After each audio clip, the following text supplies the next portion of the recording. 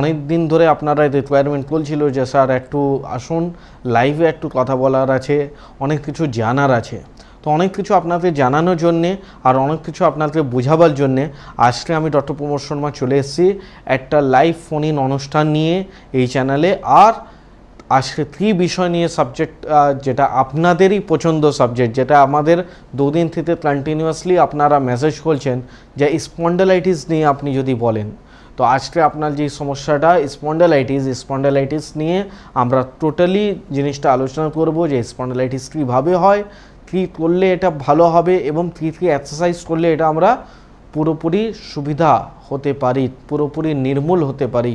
কেন কি অনেক জায়গায় আপনি ডাক্তার দেখাচ্ছেন, ডক্টর দেখানোর পরে আপনাকে বুঝিয়ে দেওয়া হচ্ছে যে কিছুদিন মেডিসিন খেতে হবে, কিন্তু কন্টিনিউয়াসলি আপনি মেডিসিন খেয়ে যাচ্ছেন, তার সাথে সাথে আপনার গ্যাস প্রবলেম, এক্সারসাইজ সারা জীবন করে যাচ্ছেন, কিন্তু সুরাহা কোনো কিছু পাচ্ছেন না। যা একটা কোর্স কমপ্লিট হয়ে গেল, আপনার রোগ ভালো হয়ে গেল, এই জিনিসটা আপনারা পাচ্ছেন না। তো এই জিনিসটার জন্যই আজকে আপনাকে বোঝাবো। প্রথম যেই জিনিসটা আপনাকে আমি বলতে চাইছি সেটা হচ্ছে স্পন্ডালাইটিস হচ্ছে আমাদের টোটালি শিরধারা ডিভাইডেড বাই তিনটে পার্টে আমাদের ডিভাইডেড করা আছে। প্রথম ডিভাইডেড করা আছে যেটা সার্ভাইকাল, মাঝখানে যেটা রয়েছে, মাঝার যেটা রয়েছে ওটা বলছে হয় ডলসার, আর নিচনে যেটা লোয়ার ব্যাক বলা হয়েছে ওটা বলা হয়েছে লাম্বার। তো আমাদের স্পন্ডালাইটিস তিন ধরনের হতে পারে, সার্ভাইকাল স্পন্ডালাইটিসও হতে পারে, ডরসাল স্পন্ডালাইটিসও হতে পারে, তার সাথে সাথে আমাদের লাম্বার স্পন্ডালাইটিসও হতে পারে, যেটা লাম্বোস্যাক্রাল স্পাইনাল বলা হয়েছে। তো এই তিনটে স্পাইনালে প্রবলেম আছে, কারো ঘাড়ের সমস্যা তাকে আমরা সার্ভাইকাল স্পন্ডালাইটিস বলি, তাদের কোমরের সমস্যা তাদের আমরা লাম্বার স্পন্ডালাইটিস বলি, কিন্তু যাদের মাঝার সমস্যা তাদের জন্য আমরা বলি ডরসাল স্পন্ডালাইটিস। তো মেন কারণটা কী রয়েছে আর কী সিমটমস রয়েছে যেটা দিয়ে আপনারা কিন্তু বুঝতে পারবেন। তো দেখুন, যদি স্পাইনালে প্রবলেম আমরা যদি বলি তাহলে কিন্তু এটা বেশিরভাগ হয় বেশি চাপ দেওয়া, কন্টিনিউয়াসলি আপনি দাঁড়িয়ে আছেন, কন্টিনিউয়াসলি আপনি বসে কাজ করছেন, কন্টিনিউয়াসলি আপনি বোঝা নিয়ে চলছেন, তাদের জন্য স্পাইনাল আঘাত দেয়। এইবার যেই ঘাড়ের ওপরে যদি প্রেশার আছে তাহলে সার্ভাইকাল ঘাড়টা আপনার প্রবলেম দেবে, মাঝাতে যদি বেশি বোঝা নেওয়া হচ্ছে তাহলে ওর উপরে, মানে যেখানে আপনার প্রেশার বেশি নেওয়া হয় সেই স্পন্ডালাইটিস কিন্তু আপনার হবার চান্স থাকে। তারপরে যারা কন্টিনিউয়াসলি মানে ঘাড় আর কোমর এবং মাজা তিনটে ওপরেই প্রেশার দেয় তাদের হয়ে যায় অ্যাঙ্কিলোজিং স্পন্ডালাইটিস। তো স্পন্ডালাইটিসে মনে অনেকটা ভাগ আছে, হয়তো যদি আজকে কথা বলি তাহলে কথা বলে শেষ করতে পারবো না আধা ঘন্টা ভিতরে। তো ছোট করে ইজিভাবে যেটা আপনারা বুঝতে পারবেন যে আমার কী স্পন্ডালাইটিস রয়েছে। তো যদি আপনার আপার পার্টে যদি প্রবলেম হয় তাহলে কিন্তু এটা সার্ভাইকাল স্পন্ডালাইটিস হয়, যদি লোয়ার পার্টের সমস্যা হয় তাহলে কিন্তু এটা আপনার লাম্বার স্পন্ডালাইটিস হতে পারে, উপরে সার্ভাইকাল নিচে হলো লাম্বার, আর মাঝাতে যদি হয় তাহলে এটা কিন্তু ডরসাল স্পন্ডালাইটিস হতে পারে।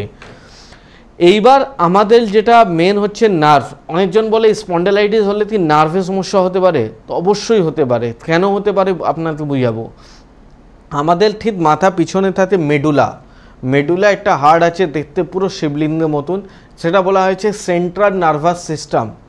যত আমাদের বডির মধ্যে নার্ভটা আছে টোটালি যেটা আপনার করে সেন্ট্রাল জায়গা সেটা বলা হয়েছে মেডুলা থেকে আমাদের টোটালি নার্ভগুলো আমাদের বডির মধ্যে পাস দেয়। এইবার এতগুলো নার্ভ একসাথে, তো যখনই দেখছো বিল্ডিংয়ের মধ্যে অনেকগুলো তার হয় তাহলে কি হয়, একটা কোনো সাইড দিয়ে আমরা বেঁধে দিই। তো সেই রকমই স্পাইনাল কর্ড কেন বলা হয়েছে, যেই স্পাইন আছে, শিরধারা আছে, এটা কর্ড মতন মানে তারের মতন পুরো নার্ভগুলো ওর মধ্যে রয়েছে। তো যাদের যে কোনোই মানে লাম্বার স্পন্ডালাইটিস হলে সাইটিকা নার্ভ উপরে ক্ষতি হতে পারে, যাদের সার্ভাইকাল স্পন্ডালাইটিস হচ্ছে তাদের কিন্তু আপনার ফ্রোজেন শোল্ডার হতে পারে। তো এইসব নার্ভাস প্রবলেমগুলো হতে পারে। যাদের স্পন্ডালাইটিসের প্রবলেম হচ্ছে যেই ঘাড়টা চিপসে গেছে বা যেই ঘাড়ের উপরে আপনারা আঘাত পেয়েছেন তার সাথে সাথে যেই নার্ভগুলো যাচ্ছে সেই নার্ভের, এই জন্যে দেখবেন যাদের লাম্বার স্পন্ডালাইটিস হয় তাদের পাগুলো অবশ, পাগুলো ঝিনঝিন, যাদের সার্ভাইকাল স্পন্ডালাইটিস হয় তাদের হাতগুলো ঝিনঝিন হয়, হাতগুলো তিন করে ব্যথা করে। তো এইসব জিনিস নার্ভে প্রবলেম হয়। কিন্তু স্টার্টিং হলো কোথায় দিয়ে, আমাদের হাড় থেকে। তো আমরা সবসময় কী বলি, রুট ট্রিটমেন্ট করুন। কেন কি দেখুন, আপনার সিমটমসে যদি ট্রিটমেন্ট করতে যাবেন তাহলে হাজারের রকম সিমটমস আছে।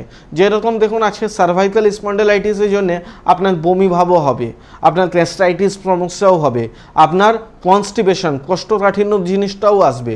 কিন্তু মেন তো জানতে হবে না যে আপনার প্রবলেমটা হচ্ছে কোথায় দিয়ে। কেন কি যদি আপনি রুট ট্রিটমেন্ট না করেন তাহলে কিন্তু সারা জীবন শুধু আপনি ওষুধে খেয়ে গেলেন, রেজাল্ট জিরো। কেন কি যেই দিন ওষুধ ছাড়বেন সেই দিনই সমস্যাগুলো আবার বৃদ্ধি দেবে, আবার আপনার চলে আসবে। তো আমরা কি করব, রুট ট্রিটমেন্ট করব। তো সর্বপ্রথম আমার ট্রিটমেন্টে যে টেন্ডেন্সি রয়েছে সেটা হচ্ছে রিপোর্ট বেসড ট্রিটমেন্ট। তো যদি আপনার ঘাড়ে কোনো রকম আপনি সমস্যা দিচ্ছেন বা ফ্রোজেন শোল্ডার সমস্যা দিচ্ছেন, তাহলে আপনাকে আমার অ্যাডভাইস আছে আপনি যে কোনো ল্যাবে যান, একটা এক্সরে প্লেটগুলো বার করুন। কোমরে রয়েছে তাহলে কোমরে এক্সরে প্লেট বার করতে হবে। তো প্রথম হচ্ছে স্টেপটা, যা আসার আগেই আপনাকে একটা এক্সরে করতে হবে, তারপরে আপনাকে রিপোর্ট করতে হবে। রিপোর্ট হয়ে যাওয়ার পর আপনি আসুন, আমি যা ট্রিটমেন্ট দেবো, ট্রিটমেন্ট নেওয়ার পর আপনি আবার রিপোর্ট করবেন।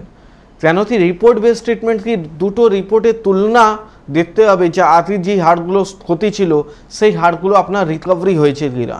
কেন কি আমরা দেখুন অনেক জায়গায় যাই, অনেক জায়গায় আমাদেরকে ওষুধ দিয়ে দেওয়া হয়, অনেকগুলো ওষুধ খাই, তারপরে অনেকগুলো আমরা এক্সারসাইজ করি, কিন্তু ফল কী হয়, যতদিন খাচ্ছি ততদিন আমরা বেশ ভালো থাকি। যেই দিন ওষুধ খাওয়া বন্ধ থাকি তারপরে আবার সমস্যা। আর কন্টিনিউয়াসলি ব্যথা ওষুধ খেলে কিন্তু আমাদের দেখা গেল যে লিভার, কিডনি, ইউরিক অ্যাসিড বেড়ে যাচ্ছে, থাইরয়েড লেভেল বেড়ে যাচ্ছে, কেন হারমোনাল ইমব্যালেন্স হয়। তো যখনই আমরা ব্যথা ওষুধ অতিরিক্ত হব তাহলে কিন্তু আমাদের লিভার, কিডনি উপরে অনেক রকম সমস্যাগুলো চলে আসে। তো আপনাকে করতে হবে কি, মেন রুট ট্রিটমেন্ট। যদি রুট ট্রিটমেন্ট করা হয় তাহলে কিন্তু আমাদের সুবিধা হয়ে যাবে, আমাদের পুরোপুরি সুরাহা হয়ে যাবে। তো চলুন আসে, প্রথম একটা কলার চলে এসছে, তাকে স্বাগত জানাই আমাদের এই চ্যানেলের মধ্যে।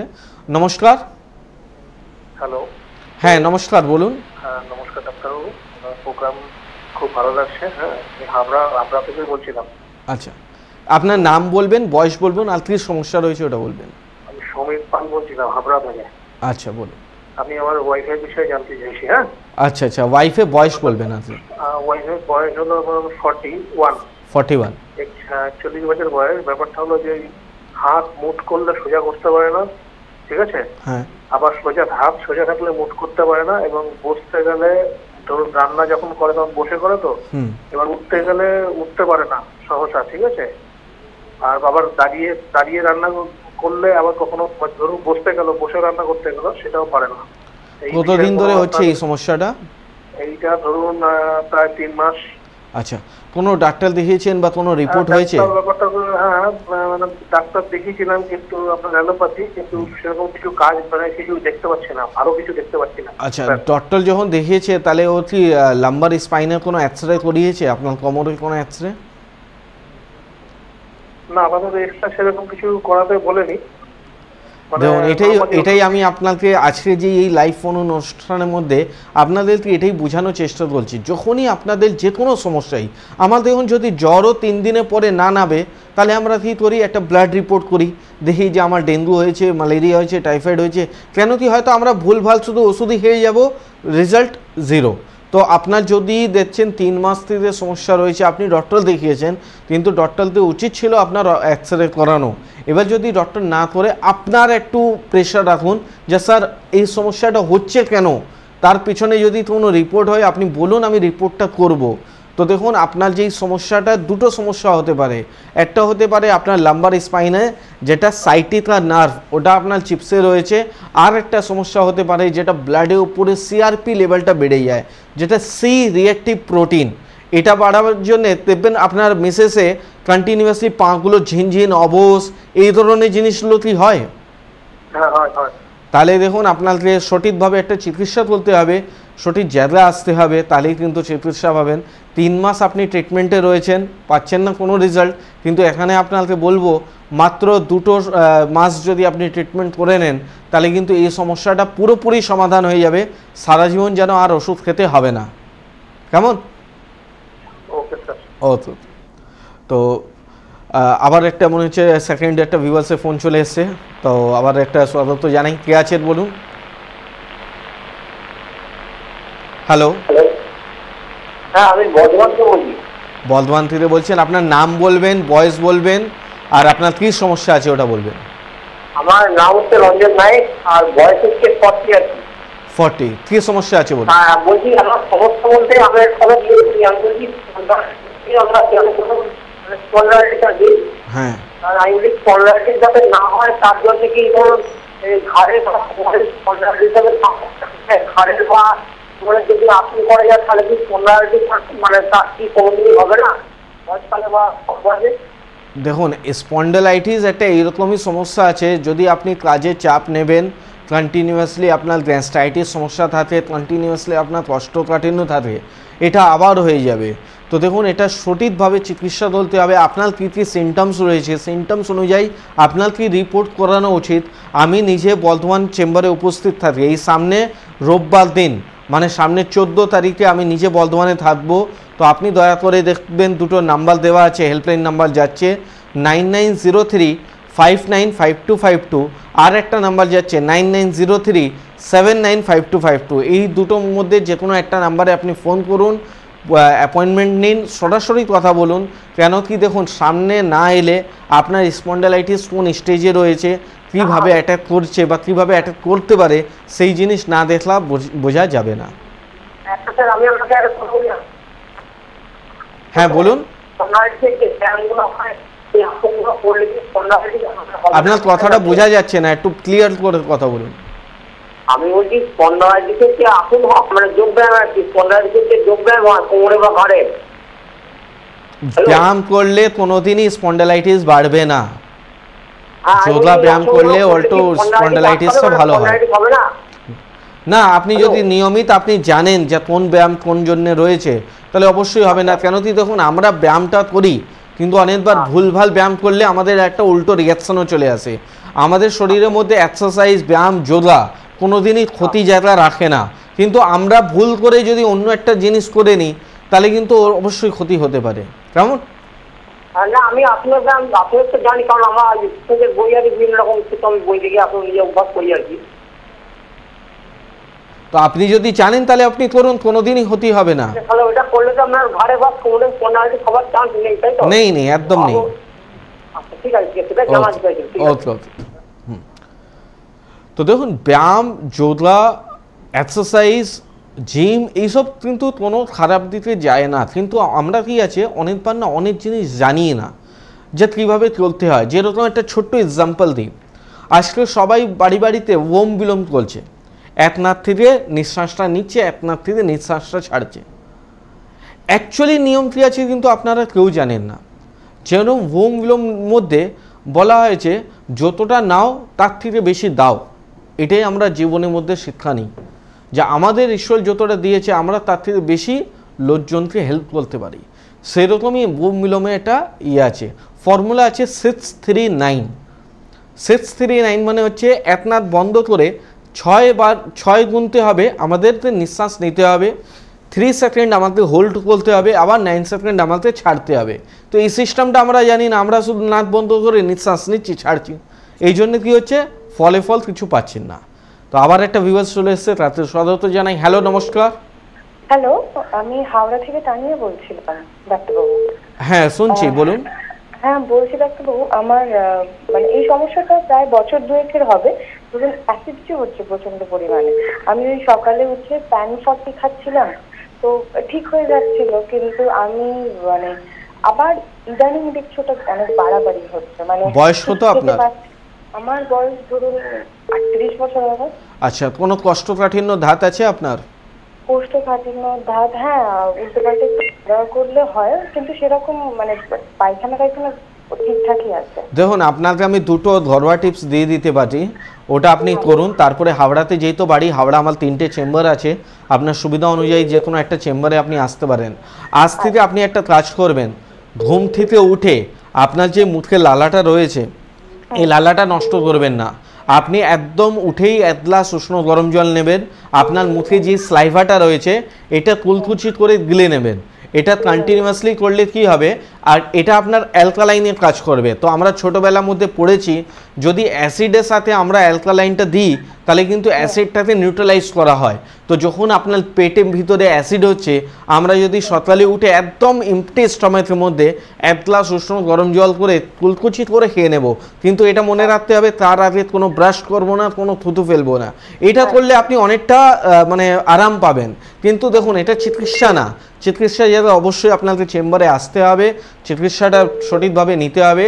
কেন কি অ্যাসিডিটি থেকে অনেক হাজার রকম রোগ তৈরি হয়। আমরা বারবার বলি পেট ভালো মানে সব ভালো, আর পেট খারাপ মানে হাজার রকম প্রবলেম আসতে পারে। তো পেট আপনাকে ভালো রাখতে হবে।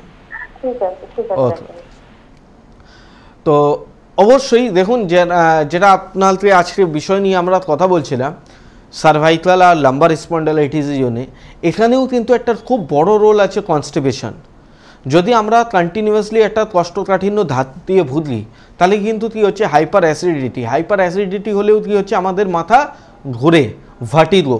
তো ভার্টিগো জিনিসটা আসছে আমাদের অ্যাসিডিটি থেকে, আবার ভার্টিগোই হতে হতে কী হয়ে যাচ্ছে সার্ভাইকাল স্পন্ডালাইটিস। তো এই জায়গাটাতে আমাদেরকে বুঝতে হবে, কেন কি এটা পেট হচ্ছে হাজারেক রকম রোগে মূল কারণ। দেখবেন আপনি যে কোনো রোগ নিয়ে ডাক্তারবাবুর কাছে যান, প্রথম প্রশ্ন এটাই যে আপনার যদি পেট পরিষ্কার হয়। আর দেখবেন অন্য মডার্ন ট্রিটমেন্টের মধ্যে যাবেন তাহলে কিন্তু একটা বুদ্ধিমানই ওরা কাজ করে কি যে কোনো ওষুধের সাথে একটা গ্যাস ওষুধ দিয়ে দেয়। কেন মানে ডাক্তারও জানে একটা গ্যাস ওষুধ খেলে ও এমনি 10% তো কাজ পেয়েই যাবে। তো পেট সবসময় আমাদেরকে হালকা রাখতে হবে। এই জন্যে আমার একটা ফর্মুলা আছে, আমি বারবার বলি কম কম খাও কিন্তু বারে বারে খাও, বারে বেশি খাও। আমরা এখন কী করি, একবার লাঞ্চ করি, একবার ডিনার করি, মানে 2 বার আমরা হেভি মিল নিই আর 1 বার হয়তো টিফিন করি। কিন্তু আমি বারবার বলি 3 বার হয়তো টিফিন করো আর 4 বার হয়তো মিল নাও, ডিভাইড করে নিতে হবে। তো আবার একজন চলে এসছে, তাতে স্বাগত জানাই। হ্যালো, নমস্কার। নমস্কার। হ্যাঁ বলুন। আপনার প্রোগ্রামটা দেখছিলাম, আসলে আমার গ্যাস সংক্রান্ত সমস্যা আছে, সেই বিষয়ে একটু কথা বলার জন্য ফোন করেছিলাম। আপনার বাড়ি কোথায়, আপনার নাম আর আপনার বয়স? আমার বয়স হচ্ছে 34, আমি হচ্ছে কাঁচরাপাড়া থেকে বলছিলাম, দিবাকর রায়। আচ্ছা আচ্ছা, সমস্যা কি আছে বলুন। আমার গ্যাসের সমস্যা রয়েছে, আমি অ্যাকচুয়ালি আমার অপারেশন গল ব্লাডার বাদ দিয়েছে। তারপর থেকে আমি যে মানে ভেরি খাবার খাই বা কোনো হালকা খাবার খেলেও আমার মোটামুটি গ্যাসের সমস্যায় প্রায় ভুগি। গল ব্লাডার বাদ দিয়েছেন কেন, স্টোনের জন্যে? হ্যাঁ হ্যাঁ হ্যাঁ। আপনি জানেন না আয়ুর্বেদের মধ্যে গল ব্লাডার স্টোন কিন্তু ওষুধ দিয়ে আপনার ঠিক করা যায়? আসলে তখন তো এই বিষয়টা জানতাম না, এটা আমার 3-4 বছর আগে। যাই হোক, যা করে নিয়েছেন সেটা তো আর অফসোস করে লাভ নেই। দেখুন গল ব্লাডার আপনার বডির মধ্যে কী কাজ করে আপনাকে বলে দিই। গল ব্লাডারকে আমরা পিত্তাশয় নাম দিয়ে জানি, যেটা পিত্ত আমাদেরকে কন্ট্রোল করে গল ব্লাডার।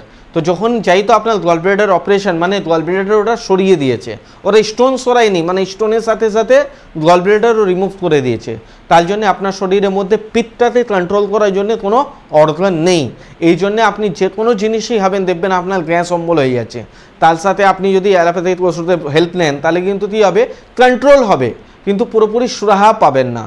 তো দেখুন এখানে যদি আপনাকে লিভার উপরে আপনি স্ট্রং বলতে পারেন, লিভার কেন গল ব্লাডার যদি নেই তাহলে লিভার উপরে আপনার চাপ আসছে।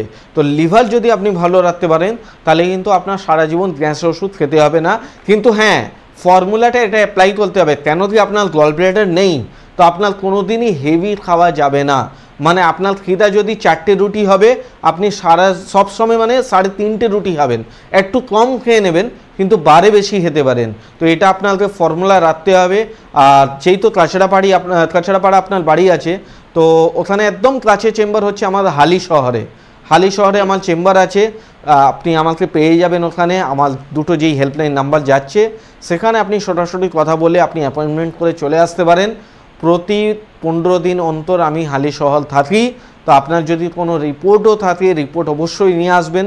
যেই লাইফস্টাইল, যেই ডায়েটটা আমি বলে দেব সেই ডায়েট অনুযায়ী যদি চলেন, মাত্র 14 দিনের মধ্যে আপনি রেজাল্ট কিন্তু অবশ্যই পেয়ে যাবেন। Thank you.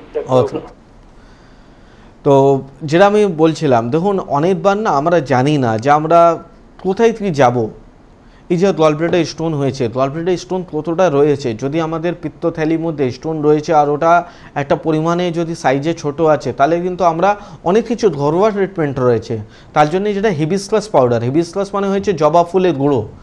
তো তো জবা ফুলে যদি গুঁড়ো আমরা কন্টিনিউয়াসলি নিই তাহলেও কিন্তু গল ব্লাডার স্টোন বেরোনো সম্ভব রয়েছে। স্টেজটা দেখতে হবে কতটা রয়েছে না রয়েছে। দেখুন একটা ডক্টর কনসালটেন্সি অবশ্যই দরকার। আমি বারবার বলি হোম রেমেডি আমি বলি, কিন্তু হোম রেমেডি মানে আপনি যা নিয়ে নেবেন সেটা না, অনেকটা নিয়ম আছে। যেরকম একটা ছোটো এক্সাম্পল আপনাকে দিয়ে দিলাম, ওম বিলোম, এক নাক দিয়ে নিঃশ্বাসটা নিতে হবে, এক নাক দিয়ে ছাড়তে হবে, কিন্তু এই 639 এই ফর্মুলেশনে নিতে হবে। এটা তো আর কেউ বলে না, বা এটা সব কিছু বলা সম্ভবও হয় না। তো ওই জন্যে আপনাকে যখন সরাসরি চেম্বারের সামনে আসবেন তাহলে অনেকগুলো কথাই হয়তো শেয়ার হবে। আবার একজন কল চলে এসছে। নমস্কার, কে আছেন? হ্যাঁ, রমলা দত্ত বলছিলাম। একটু জোরে বলুন। রমলা দত্ত বলছিলাম নিউ টাউন থেকে। আচ্ছা বলুন, কি সমস্যা বলুন। আমি একটু জানতে চাইছিলাম যে অ্যাকচুয়ালি রাত্রেবেলা মানে ঘুম ঠিকঠাক মতো না হলে এটা কি আয়ুর্বেদিক কি কোনো মানে মেডিসিন বা কিছু আছে? কি হচ্ছে রাত্রে? ঘুম হচ্ছে না। ঘুম হচ্ছে না? হ্যাঁ, ঘুম হচ্ছে না মানে ইনসোমেনিয়া। ইনসোমেনিয়া অ্যাকচুয়ালি আপনাকে বলবো কোনো রোগই হয় না। আপনার বয়স কত? 40। আপনার বাড়ির কর্ম কাজ কি আপনি করেন? সব করি, বাড়ির কাজ করি, নিজের কাজ করি, আমার স্টুডিও আছে। শরীর দুর্বল লাগে না আপনার? সব কাজ করলে শরীর কি দুর্বল হয় আপনার? না না, ওরকম শরীর দুর্বল হয় না। কেন হয় না? খাটাতে হবে শরীরটাকে, শরীর একটু দুর্বল হতে হবে। যদি আমরা কন্টিনিউয়াসলি শরীরটাকে একটু খাটাই, রাত্রে বিছানা গেলে ঘুম আসবে না কেন? বয়সও নেই। দেখুন ঘুম আসবে না, ঘুম প্রবলেম বলছে ইনসোমেনিয়া, কিন্তু ইনসোমেনিয়ার কারণ হচ্ছে দুটো। প্রথম, আমরা আজকে কী বলছি, অনেক সুবিধা নিয়ে নিচ্ছি, শরীরকে সেইভাবে খাটাই না। প্রথম হচ্ছে এটা। তারপরে হচ্ছে দুশ্চিন্তা। দেখবেন একটা চিন্তা আপনি কন্টিনিউয়াসলি রোলিং করেন, মানে কি হচ্ছে, দেখুন চিন্তা সবারই আছে, এটা বলবো না যে চিন্তার কারণেই, কিন্তু একটা কি হচ্ছে, আমার ওই পাশে ওই মহিলার সাথে ঝামেলা হয়েছে, ওই কন্টিনিউয়াসলি কেন হলো, আমি কেন বললাম, আমি কেন এই জিনিসটা হলো। তো একই কথা যদি কন্টিনিউয়াসলি মাইন্ডের মধ্যে ধুলতে থাকে তাহলে এটা দুশ্চিন্তা তৈরি হয়। চিন্তা দুরকম হয়, একটা সুচিন্তা হয়, একটা দুশ্চিন্তা হয়। তো যখনই একটা কথা কন্টিনিউয়াসলি আমাদের মাইন্ডের উপরে যাবে তাহলে আমরা দুটো প্রবলেম ফেস করব। একটা করব ইনসোমেনিয়া, সেকেন্ড করব লস অফ মেমোরি। আপনি দেখবেন কোনো জিনিস চাবি রেখে দিয়েছেন, আধা ঘন্টা পরে আপনি চাবি পাচ্ছেন না, কোথায় আমি চাবি রেখে দিয়েছি, আপনিই রেখেছেন কিন্তু আপনি আর পাচ্ছেন না। তো এই প্রবলেম হচ্ছে আপনার কন্টিনিউয়াসলি একটা জিনিস আপনার মাইন্ডের মধ্যে চলতে যাচ্ছে। তো এটা ফ্যাটিজি আর আপনার যেটা বলছেন মেমোরি উপরে একটা আঘাত দিচ্ছে। তো এর জন্যে একদম ওষুধ রয়েছে, যেটা আপনাকে বাইরে থেকেও আপনি ব্রাহ্মী বটি আছে, ব্রাহ্মী শাক আছে, এই ধরনের ওষুধ খাবেন। ইনসোমেনিয়া মানে ঘুমে ওষুধ খাবার দরকার নেই। ব্রেন ডেভেলপ, যেটা দিয়ে আপনার ব্রেন ডেভেলপ হতে পারে, এই জিনিসটা যদি আপনি খাবেন তাহলে কিন্তু আপনার অনেকটা সুরাহা পাওয়া যাবে। নিউ টাউন যাই তো বাড়ি, আমার চেম্বার আছে, আপনার হাতিবাগানেও চেম্বার রয়েছে, আমার চেম্বার রয়েছে সাউথ সিটির মধ্যে।